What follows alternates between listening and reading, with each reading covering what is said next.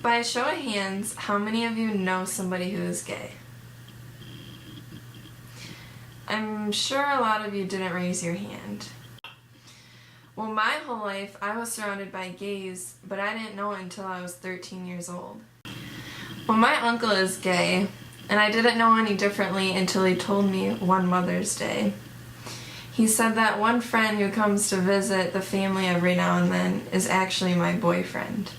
I was shocked in the moment because I never would have guessed it. But I never really understood over the years as I grew and observed that why such a caring and compassionate and loving human being, just like everyone else in society, would have so many restrictions on everyday routines because of who he loved. With that being said, the issue today is that society is not accepting of gays, so gays have to change their lifestyle in order to hide their own identity.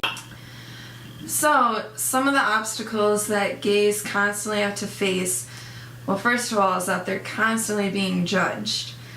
Also, they can't legally marry in most states. They can't find a job because of who they love and who they are. It's hard to find a place for them to live because they want to feel accepting and safe. It's really hard for them to find a religion that's accepting of them and where they feel comfortable. And also, it's really hard for them to show affection towards one another just because of the sake of others, and it doesn't make people feel comfortable. It's just honestly not fair that society has so much control over how somebody lives their life because of who they love.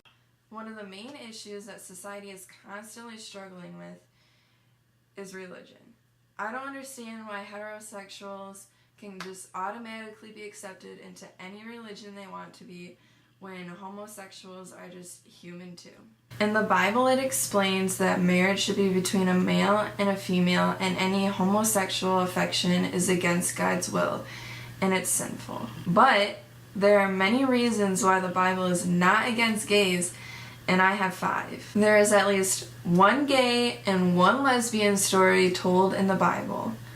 One is including Ruth and Naomi. Also, there's a scripture in the Bible that explains how denouncing a child's love interest can ruin his or her life. And, according to the Bible, change is necessary for growth in society. And bigots, unfortunately, have used the Bible to oppress other minority groups. And Jesus Christ was an advocate of same-sex relationships. He told his disciples that people born without the innate attraction to the opposite sex should not marry the opposite sex. So, a simple solution to this never-ending debate on gays is that society plainly needs to be more educated on the topic. I am so lucky to have my uncle in my family because it's made me more mature and opened my eyes to society and made me a more accepting person. Overall, I truly am blessed to be able to have the privilege to have a gay uncle, because without this experience I wouldn't be the person who I am today. It really has matured me and opened my eyes to society and allowed me to become more accepting of others, and I think that society should just realize that everyone is just human and just love one another, and the world will be great.